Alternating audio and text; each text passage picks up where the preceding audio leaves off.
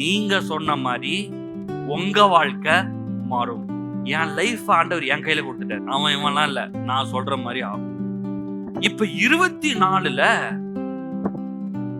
இயேசு சொல்றார், ஆதலால் இவ்வளவு பவர்ஃபுல்லா இருக்கிற நீ, சொன்னா நடக்கும் என்று இருக்கிற நீ, சொன்னா மழையே பெயர்ந்து போகும் என்று இருக்கிற நீ, பிரச்சனை எல்லாம் நீங்கி போக என்று இருக்கிறோம் என்ற நீ, வியாதி எல்லாம் நீ சொன்னா கரைஞ்சு போகும் என்ற நீ ஜெபம் பண்ணும் போது எவைகளை கேட்டுக் கொள்வீர்களோ அவைகளை பெற்றுக் கொள்வோம் என்று விசுவாசியுங்கள், அப்பொழுது அவைகள் உங்களுக்கு உண்டாகும். என்னங்க இது கன்ஃபியூஷனாவே இருக்கு.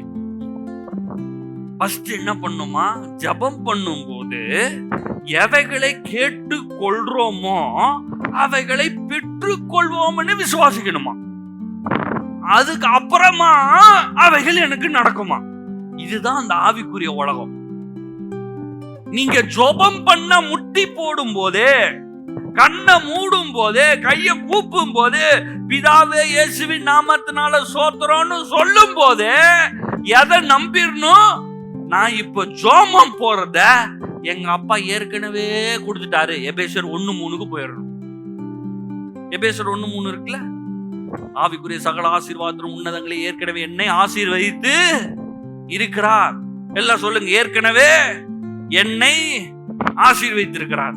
எதுக்கு நம்ம சொல்றோம்னா, நம்ம சொன்னோம்னா கொஞ்சம் உள்ள போகும். அதுக்குதான் நான் அது சொல்றீங்க திரும்ப திரும்ப அப்படி யோசிச்சிடாதீங்க. சொன்னீங்கன்னா நிறைய உள்ள போயிடும். ஏதாவது ஒரு பிரச்சனையை பார்த்த உடனே தெரியும் இதுக்கு சொல்யூஷன் என்கிட்ட இருக்குது.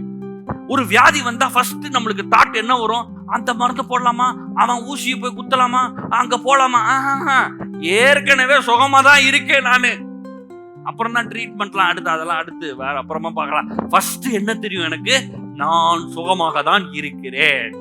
எல்லாம் சொல்லுவோமா, நான் ஏற்கனவே சுகமா இருக்கிறேன்.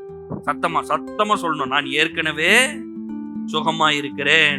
திருப்பி சொல்லுவோமா, நான் ஏற்கனவே சுகமா இருக்கிறேன். வலி வந்ததுக்கு அப்புறமா இல்லல்ல, ஏற்கனவே சுகம்தான். அது வலி வருதோ வராம இருக்குதோ, அது என்ன பண்ணுதோ இழுக்குதோ அதெல்லாம் கிடையாதுங்க.